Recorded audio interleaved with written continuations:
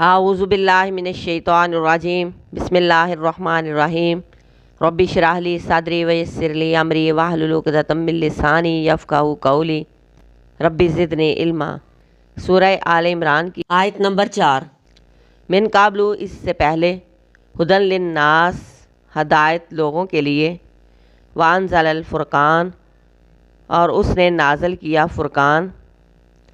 ان الذین، بے شک وہ جنہوں نے، کافروا کفر کیا، بآیات اللہ، اللہ کی آیات کے ساتھ،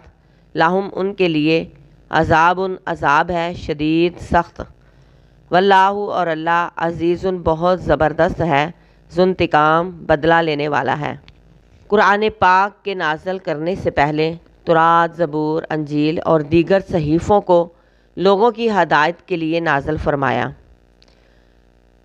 اور اب ہمارے پاس قرآن پاک ہے جو حق اور باطل کے درمیان فیصلہ کرتا ہے۔ اللہ تبارک و تعالی حقیقی الہ ہے، اس نے انسان کو صرف اپنی عبادت کے لیے ہی پیدا کیا ہے، اور پیدا کرنے کے بعد اس نے انسان کو بھٹکنے کے لیے نہیں چھوڑ دیا، بلکہ ہر زمانے میں انسان کی رہنمائی کے لیے کتابیں بھی نازل کی۔ جب لوگوں نے ان کتابوں میں اپنی مرضی سے تبدیلیاں کر دی تو اس بات کی درستگی کے لیے اللہ تبارک و تعالی نے قرآن پاک جیسی عظیم کتاب کو نازل فرمایا، اور آپ صلی اللہ علیہ وآلہ وسلم کو آخری نبی بنا کر بھیجا، اور آپ صلی اللہ علیہ وآلہ وسلم پر آخری کتاب قرآن پاک کو نازل فرمایا، اور لوگوں کی ہدایت اور رہنمائی کا کام پورا کر دیا۔ اب ہمارے لیے صرف اور صرف آپ صلی اللہ علیہ وآلہ وسلم کی سیرت، آپ کا کردار ہی اتباع کے لائق ہے، پیروی کے قابل ہے،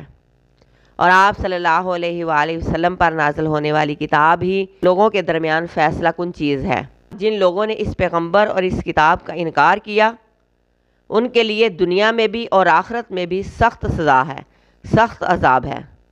انکار کرنے والے دنیا میں بھی ناکامی اور ذلت کا شکار ہوئے اور ہوتے رہیں گے،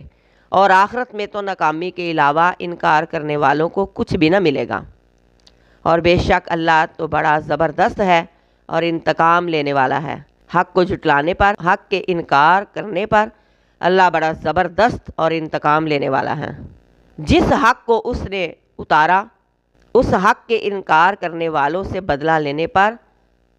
اللہ تبارک و تعالی پوری طرح قادر ہے۔